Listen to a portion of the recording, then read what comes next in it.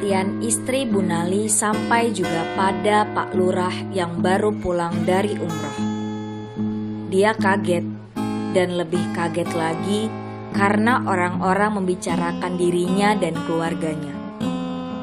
Menyalahkannya karena dianggap menelantarkan istri Bu Nali yang bekerja di rumahnya. Pak Lurah risih dan menolak anggapan semacam itu. Dia dan keluarganya merasa sudah cukup membantu almarhumah dengan mengangkatnya sebagai pembantu di rumahnya. Saya sebetulnya sudah punya 2 pembantu, tapi karena kasihan pada istri Bu Nali, saya minta dia membantu di rumah. Padahal saya tak terlalu butuh. Kenapa orang-orang menyalahkan saya? Begitulah yang disampaikan Pak Lurah pada Mat Piti ketika usai tarawih. Mat Piti berkunjung ke rumah Pak Lurah untuk menyampaikan selamat atas umrohnya. Istri Pak Lurah sesekali ikut menimpali omongan suaminya.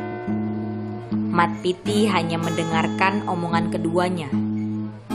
Dia tahu pokok persoalan yang ingin disampaikan Pak Lurah adalah Cak Dlahom, omongan dan tingkahnya. Pak Lurah terus nyerocos. Pak Lurah baru jeda ketika para tamu semakin banyak berdatangan. Pak RT, Dullah, Warkono, Bu Sairi, dan orang-orang dari kampung sebelah seperti Marja juga terlihat datang. Mereka semua menyalami Pak Lurah, menyampaikan selamat untuk umrohnya. Umroh yang kesekian kali dilakukan Pak Lurah. Dia juga sudah berhaji. Dan semakin malam, semakin banyak tamu yang datang. Mereka duduk-duduk di karpet yang digelar di teras depan yang luas. Rumah Pak Lurah berukuran besar, paling besar di kampung itu.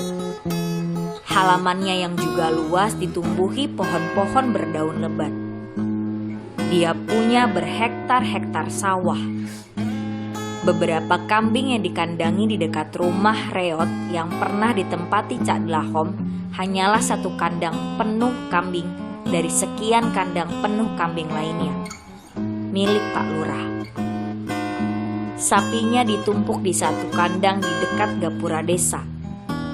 Setiap lebaran haji, hari raya kurban itu, hanya Pak Lurah satu-satunya orang di kampung yang berkurban sapi. Lalu dia akan selalu kebagian daging bagian paha belakang, 2 paha. Pak Lurah memang seperti punya semaunya, harta, keturunan, dan jabatan. 3 anaknya bersekolah di kota, sekolah tinggi. Kecantikan istrinya hanya bisa disaingi oleh Romlah, istrinya Sunodi Abdurrahman.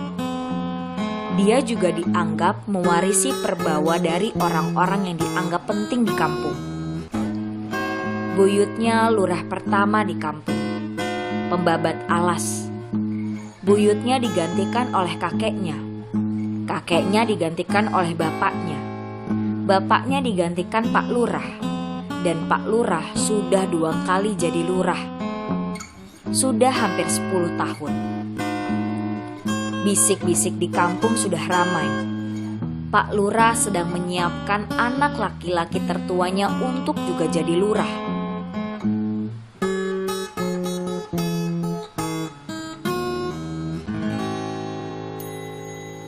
Saya tersinggung, Pak Mat.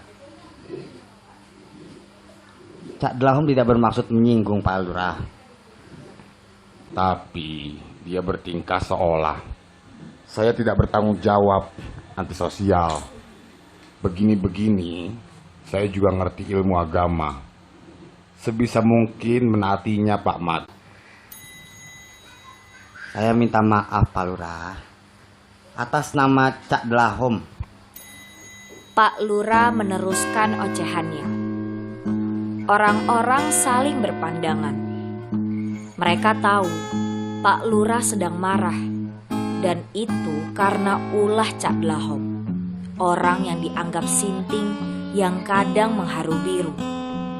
Kadang mereka rindukan, kadang mereka tidak suka.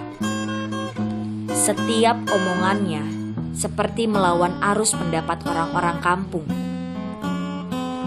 Menyebalkan, tapi mereka juga susah membantahnya karena omongan Cak Dlahom sedikit banyak ada benarnya.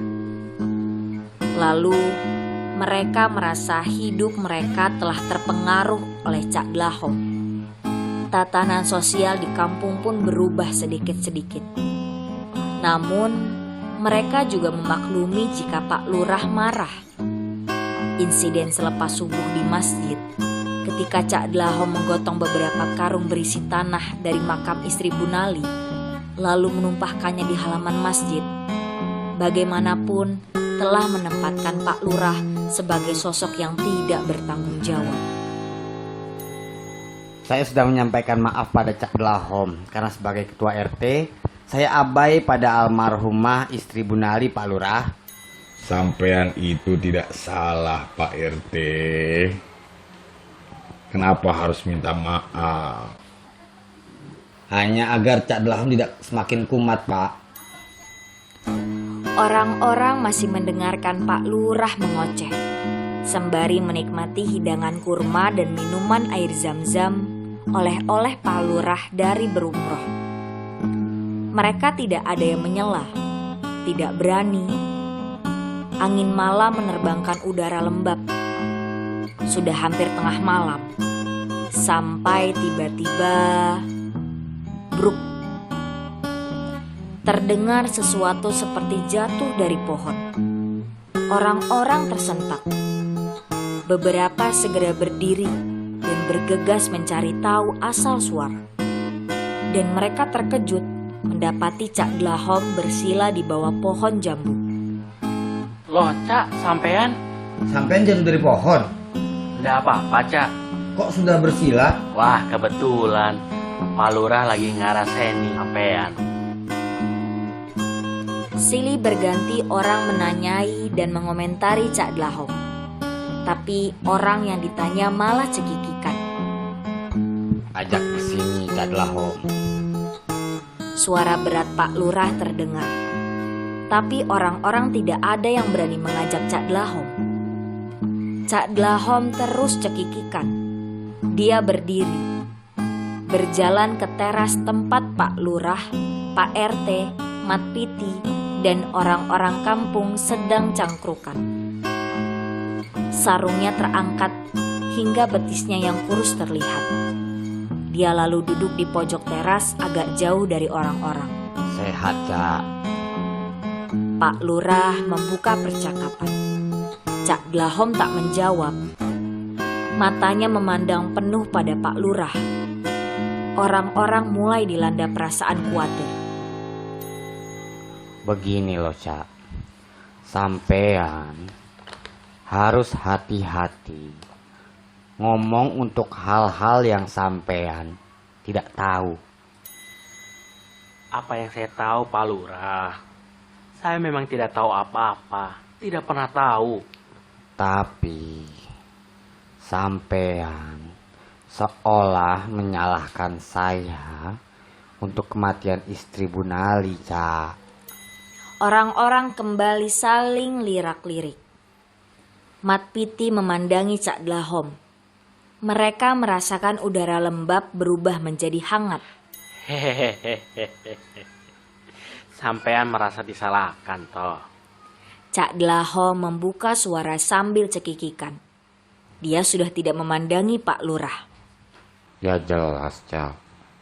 Gara-gara omongan sampean, saya jadi omongan orang-orang seluruh kampung. Saya dianggap tidak bertanggung jawab, dianggap lalai, dianggap tidak mengayomi.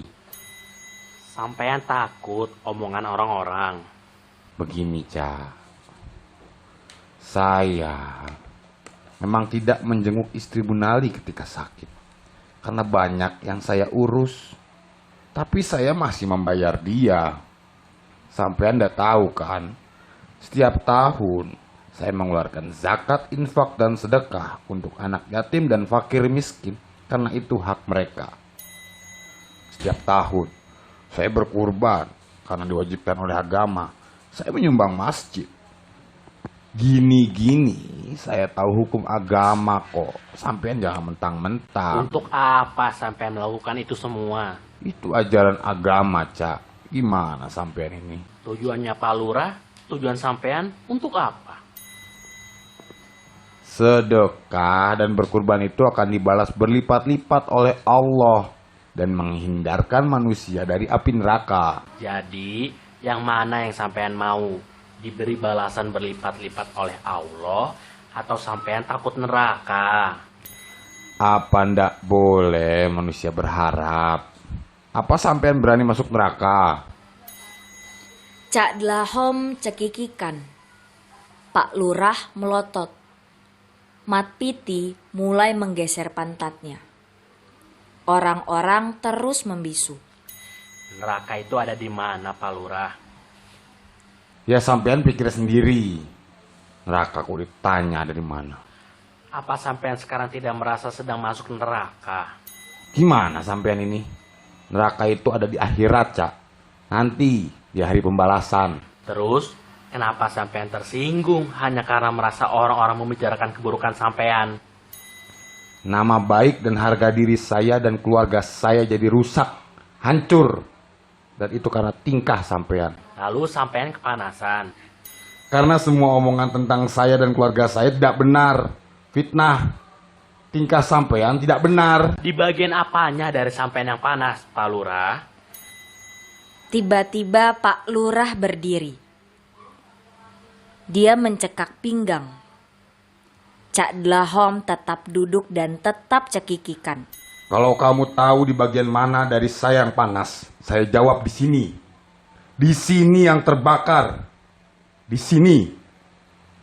Paham sampean? Pak Lurah menunjuk-nunjuk dadanya. Matanya semakin melotot. Suasana tegang tak terhindarkan. Orang-orang tidak ada yang berani menengadah. Cak Dlahom juga sudah tidak cekikikan. Dari mulutnya terdengar suara seperti orang sedang berkidung. Celakalah para pengumpat dari pencela.